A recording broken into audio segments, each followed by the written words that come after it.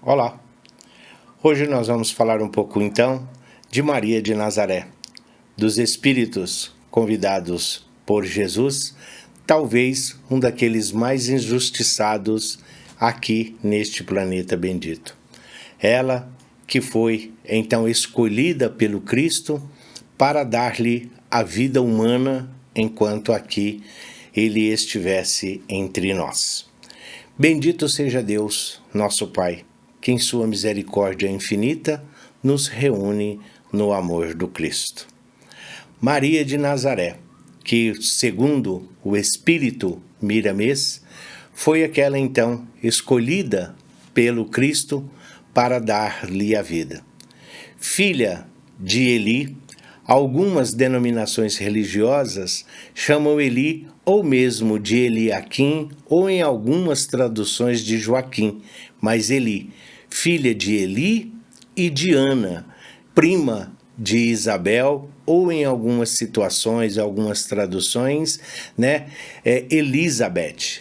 Então Maria, aquela que nasceu lá junto aos hebreus, vivendo ali com seus pais numa vida simples, onde Eli era um dos sacerdotes do templo e a sua então companheira Ana. Maria, desde o seu nascimento, sempre se mostrou um espírito muito além da sua época. Tinha uma facilidade muito grande para interpretar as escrituras, ao mesmo tempo em que vivia o amor, transbordava de sentimentos, de entendimento e de ajuda para as pessoas à sua volta. Sempre que tinha oportunidade, lá estava ela, fazendo com que pudesse recursos e mecanismos para atender à necessidade daquelas criaturas. Com 7 anos, recebe então Eli e Ana, recebem a visita dos rabinos do templo, pois era uma tradição daquela época em que as mulheres então eram levadas para o templo, as meninas eram levadas para o templo e ali preparadas para serem as esposas, para se consorciarem com aqueles ali que pertenciam.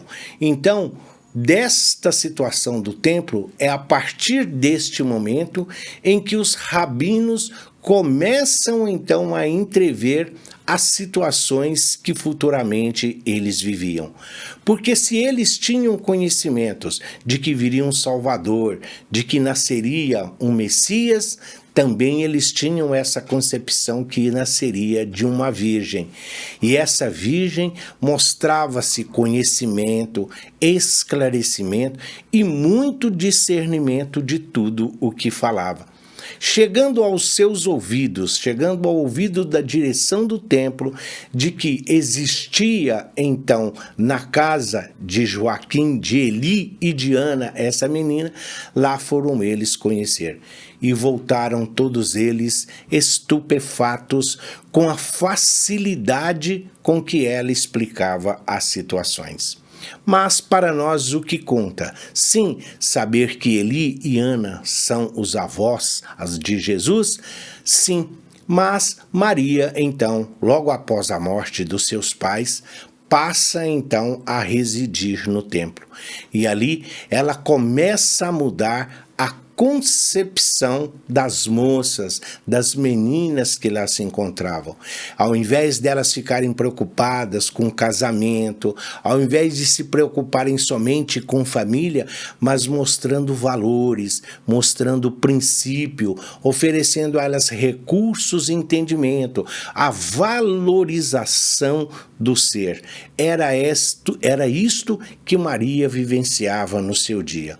Quando José então fica viúvo, por ser descendente da tribo de Davi, ele tinha o direito constitucional, ele tinha o direito pela lei judaica de se dirigir ao templo e escolher entre as moças ali disponíveis uma que fosse então ser a sua esposa, para que ajudasse a ele a criar os seus filhos.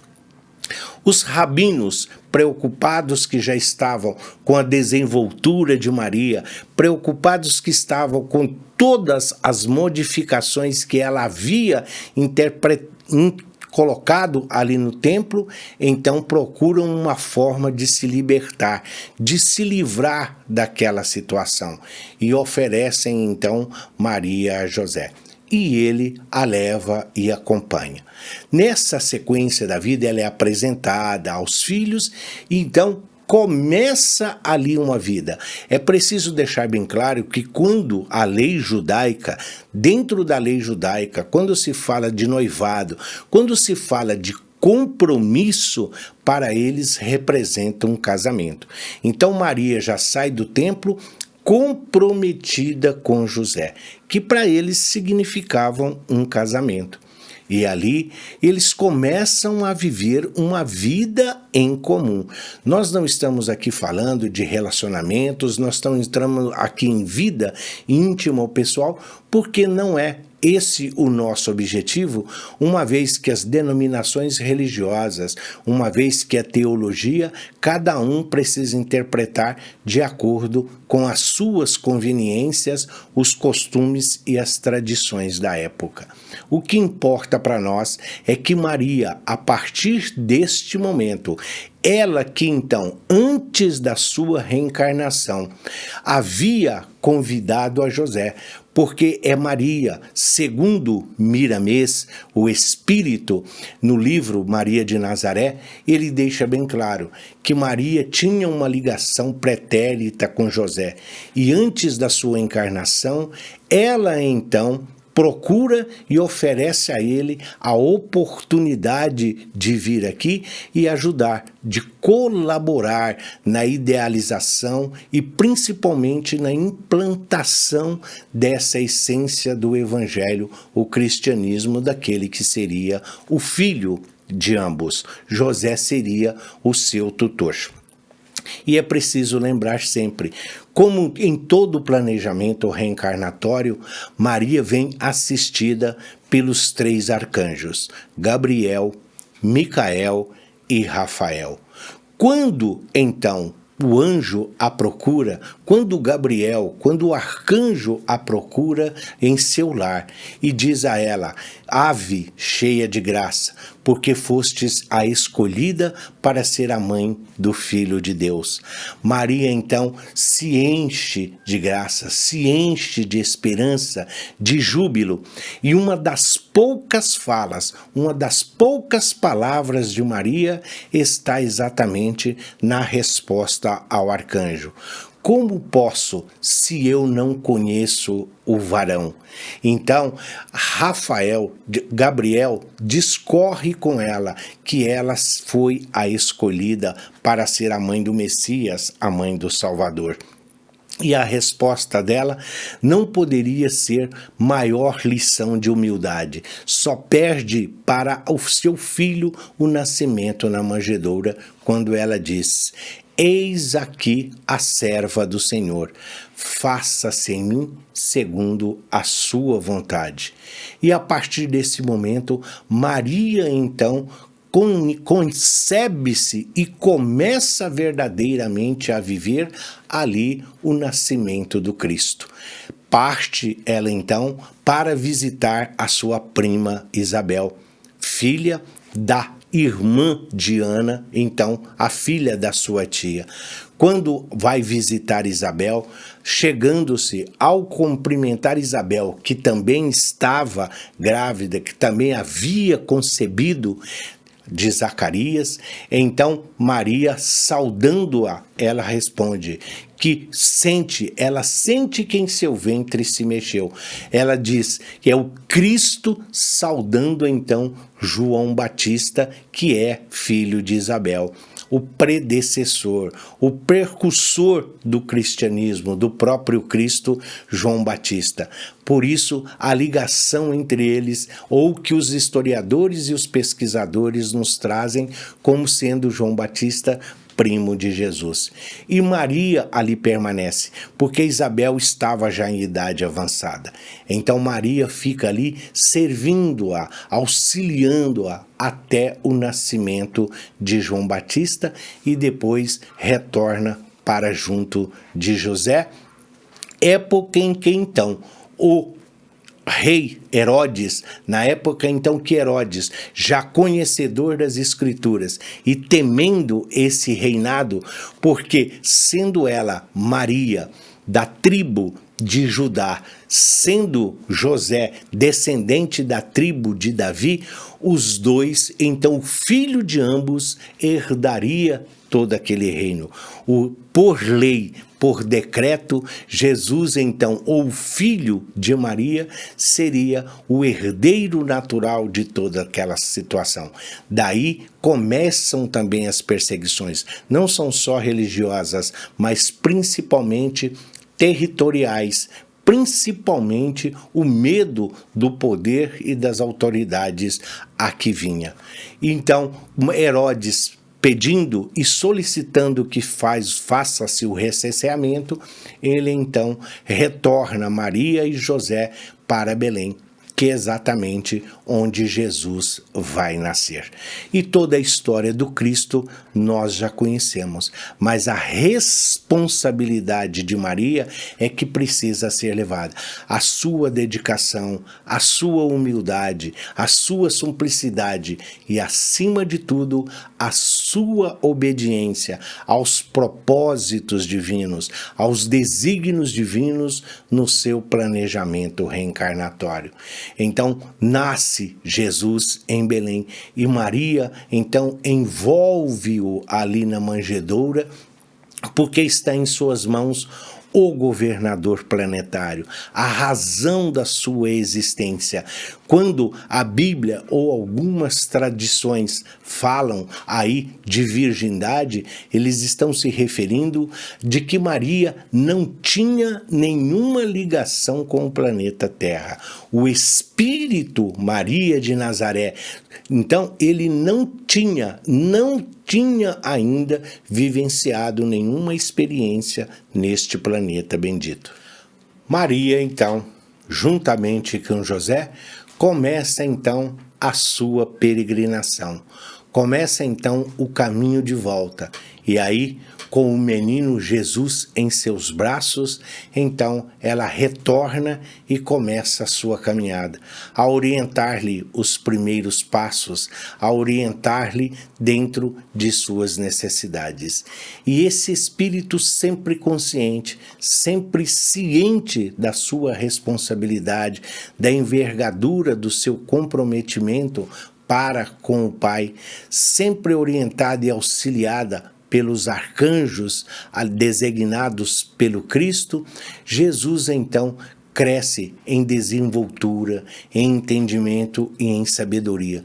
Desde os seus primeiros passos, o Mestre querido começa a ajudar os peregrinos nas estradas à volta de onde eles então residiam. E a sua mãe Maria sempre acompanhando os seus passos, sempre atenta a todas as atividades do seu filho, vivendo à sombra, vivendo praticamente sem ser notada. Ela que, quando aqui chegou, revolucionou o papel das mulheres naquela região e principalmente dentro do judaísmo. Ela que poucas palavras tem na Bíblia, mas as suas atitudes são sempre dignas de exemplo e para todos nós de referência, de dedicação e de concepção do que são os valores divinos. Em momento algum, Maria se distrai. Maria coloca um outro plano, um outro serviço ou qualquer uma outra atividade acima daquela que é cuidar ali daquele que está sob a sua responsabilidade. quando procurada, quando vão à festa da Páscoa em Jerusalém, quando Jesus se perde ali naquela turba, naquela multidão em que eles se encontravam, já no caminho de volta, Maria se desespera e procura por José dizendo: o menino não está entre nós. E retorna para encontrá-lo, que vai encontrá-lo exatamente no Sinédrio, debatendo com os doutores. Ele está ali conversando, ele está ali não discutindo, mas ele está numa dissertação com os doutores da lei a respeito do que é o Deus, de qual é o objetivo da vida e o que significam o decálogo ou as leis divinas. Maria, então, convida o Cristo a ir com ela, inclusive no momento de, como toda mãe, de repreensão, onde ela diz: por que fizestes isso? É a preocupação de mãe, é a preocupação materna. E Jesus lhe responde: não sabes que vim a este mundo para cuidar das coisas de meu Pai? Então ela volta à sua condição, não de serviçal como queiram muitas, não de anulação quando querem algumas denominações religiosas, mas a pessoa, o espírito que está consciente do seu papel. O papel dela era conduzir esse espírito, hoje Jesus, até o momento em que ele pudesse caminhar, andar livremente, responsável pelas suas atitudes. Mas até ali era a mãe, era a mulher, era o ser humano preocupada com aquele que estava sob a sua responsabilidade. Então, Maria segue os passos do Cristo, sempre orientando, sempre ajudando, e vem, todos nós sabemos, Maria, ela não discute. Maria, no momento supremo da cruz, do Cristo em sua crucificação, ela não lamenta, ela não chora, porque é um exemplo de renúncia e de resignação. É um exemplo para todos nós. Ela não murmura, porque ela sabe o que o seu filho veio fazer. Ela tem a certeza do seu papel coadjuvante, de colaborar, de auxiliar. Ela está ali para amparar, e é o exemplo de todos nós. Por que nós queremos ser sempre ator principal? Por que nós queremos estar sempre em evidência? Não, todos são importantes. E Maria, neste papel secundário de mãe, nesse papel secundário de auxiliar do seu filho, tem todo o mérito, tem toda a nossa admiração pelo seu devotamento, pela sua abnegação.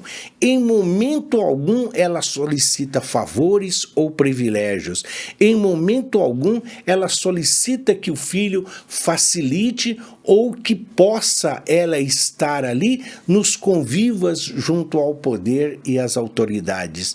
Pelo contrário, naquele que é considerado o primeiro dos milagres teológicos de Jesus, na festa de Canaã, nós vamos ver como é o relacionamento desse espírito mais perfeito que já viveu aqui entre nós, que é Jesus e a sua mãe. Quando então falta o vinho, Maria, como toda mãe e preocupada, ela que conhece o seu filho, sabe o que ele pode. Ela conhece as suas virtudes, as suas potencialidades. Ela então o procura e diz: filho, acabou o vinho. E ele fala: mãe, ainda não chegou a minha hora. Ela fala: o que você pode fazer? Mas Jesus atende à solicitação da sua mãe. Isso é obediência. Isto mostra para nós como era o relacionamento de Maria e Jesus. Porque Jesus atende à solicitação da sua mãe. É obediência, é dever, mas atender a uma necessidade daquele povo. Tanto que Maria diz aos convivas: façam o que ele mandar. Ou seja, em todas as situações, seja nas menores, seja naquelas mais humildes e mais simples, Maria é sempre grande. Maria é sempre a referência para o Cristo. Quando todos ali estavam criticando, quando todos estavam condenando, ela estava sempre em oração. Ela estava sempre a um passo atrás, mas não um passo atrás de medo, não um passo atrás de temor, não, ou porque não estava à altura, porque ela sabia que quem estava ali era o Cristo.